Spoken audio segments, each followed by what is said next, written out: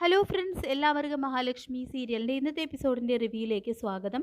അങ്ങനെ മോഹിനിയെയും മഹിയെയും ഇത്രയും കാലം ദ്രോഹിച്ചതിനെല്ലാം ചേർത്ത് പ്രതാപനും മുത്തശ്ശിയും ഒരിക്കലും പ്രതീക്ഷിക്കാത്ത ഒരു തിരിച്ചടിയാണ് കണ്ണൻ മറഞ്ഞു നിന്നുകൊണ്ട് അവർക്ക് നൽകിയിരിക്കുന്നത്.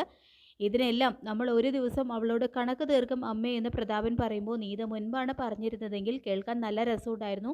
പക്ഷേ ഇപ്പോൾ മഹാലക്ഷ്മിയുടെ മുന്നിൽ എല്ലാ പ്രതാപവും നഷ്ടപ്പെട്ട് പൂച്ചയെ പോലെ നിൽക്കേണ്ട അവസ്ഥയായി എന്ന് മുത്തശ്ശി പറയുമ്പോൾ കണ്ണൻ അവളുടെ കൂടെ ഇല്ല എന്നുള്ള ധൈര്യത്തിലല്ലേ അമ്മേ നമ്മൾ ഇതൊക്കെ മോഹിനിയോട് ചെയ്തത്.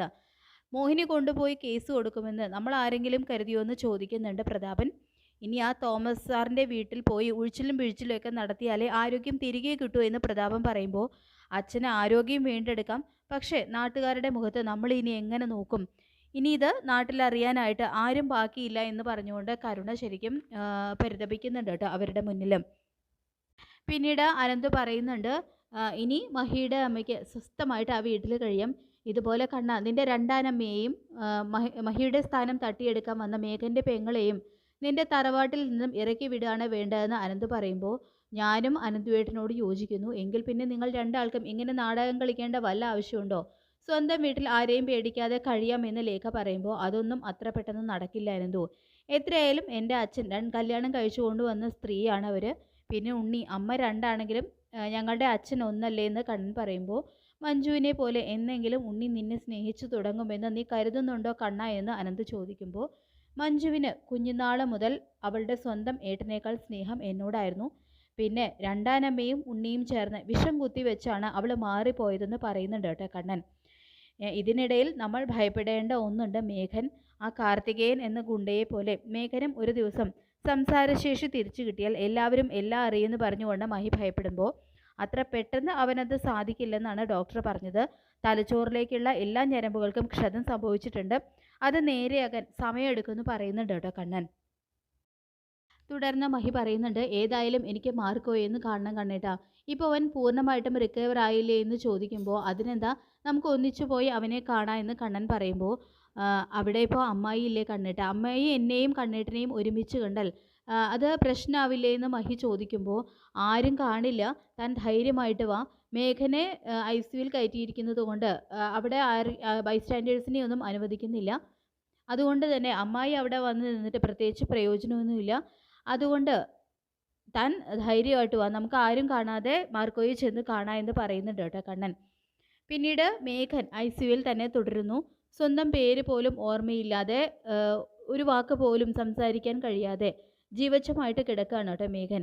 മാർക്കോയെ പൂർണ്ണമായിട്ടും റിക്കവറായിട്ട് മുറിയിലേക്ക് കൊണ്ടുവരുന്നുണ്ട്. ലോപ്പസും മാർക്കോയിൻ്റെ കൂടെ മുറിയിലുണ്ട്.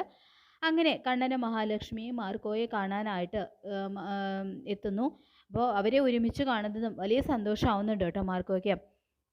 നിങ്ങൾ ഒരുമിച്ച് ഇങ്ങോട്ട് വരുന്നത് റിസ്ക് അല്ലേ എന്ന് മാർക്കോ ചോദിക്കുമ്പോൾ നിന്നെ കാണാൻ തോന്നിയ പിന്നെ ഒന്നും ആലോചിച്ചില്ല, നിനക്ക് വേണ്ടി അത്രയ്ക്ക് പ്രാർത്ഥിച്ചിട്ടുണ്ട് ഞാനും കണ്ണേട്ടനും ഒക്കെ എന്ന് പറയുന്നുണ്ട് കേട്ടോ മഹി. ആ പ്രാർത്ഥനയുടെ ഫലമായിരിക്കും ഇത്ര പെട്ടെന്ന് എനിക്കൊരു മാറ്റം ഉണ്ടായതെന്ന് മാർക്കോ പറയുമ്പോൾ ഇവിടെ കൊണ്ടുവന്നപ്പോൾ നീയും ഏതാണ്ട് മേഘൻ്റെ അതേ അവസ്ഥയിൽ തന്നെയായിരുന്നു. നീ ജീവിതത്തിലേക്ക് തിരിച്ചു വരുമെന്ന് ഡോക്ടർക്ക് പോലും ഉറപ്പുണ്ടായിരുന്നില്ല. പിന്നെ മേഘൻ്റെ കാര്യം നീ അറിഞ്ഞു കാണുമല്ലോ, അവൻ അത്ര പെട്ടെന്നൊന്നും ഈ അവസ്ഥയിൽ നിന്നും റിക്കവർ ആവില്ല. ചെയ്തു കൂട്ടിയതെല്ലാം കിടപ്പിൽ കിടന്ന് അനുഭവിച്ച് തീർക്കാണ് അവനെന്ന് പറയുന്നുണ്ട് കേട്ടോ കണ്ണൻ. അതുകൊണ്ട് ഞാൻ നടന്ന വിവരം അത്ര പെട്ടെന്നൊന്നും ആരും അറിയാൻ പോകുന്നില്ല എന്നും കണ്ണൻ കൂട്ടിച്ചേർക്കുന്നുണ്ട്. തുടർന്ന് കണ്ണൻ ചോദിക്കുന്നുണ്ട്, നിനക്ക് ഇത്ര വലിയൊരു അപകടം സംഭവിച്ചിട്ടും നിന്റെ ബന്ധുക്കളെ ആരെയും അറിയിക്കാനായിട്ട് ഞങ്ങൾക്ക് പറ്റിയില്ല, നിന്നെ തിരക്കി ആരും വന്നതുമില്ല, എന്താ മാർക്കോ? ലോപ്പസിന് പോലും നിന്നെക്കുറിച്ച് കൂടുതലൊന്നും അറിയില്ല. നിനക്ക് നിന്റെ ബന്ധുക്കളെ ആരെയെങ്കിലും വിവരം അറിയിക്കണമെങ്കിൽ ഞാൻ പറയാമെന്ന് കണ്ണൻ പറയുമ്പോൾ എനിക്ക് അങ്ങനെ ആരും ഇല്ല സാർ, ഒരു അനാഥനായിട്ടാണ് ഞാൻ വളർന്നത്. പിന്നെ എന്നെ എടുത്ത് വളർത്തിയ ഒരു അമ്മയുണ്ട്, അവരെ കാണാനാണ് പലപ്പോഴും ഞാൻ പോകാറുള്ളത് എന്ന് കാര്യങ്ങളെല്ലാം മാർക്കോ അവരോട് പറയുമ്പോൾ അത് കേട്ട് ആശ്ചര്യത്തോടെ നിന്ന് പോവാണ് കേട്ടോ കണ്ണനും മഹിയും.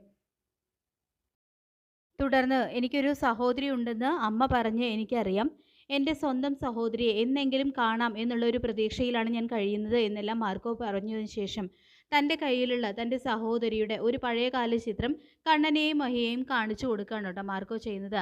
അപ്പോൾ അത് കണ്ട് ഞെട്ടലോടെ നിൽക്കുകയാണ് കണ്ണനും മഹിയും. അപ്പോൾ നമുക്ക് കാത്തിരിക്കാം മഹാലക്ഷ്മി സീരിയലിനെ വരാൻ പോകുന്ന ഈ ഒരു എപ്പിസോഡിനായിട്ട്.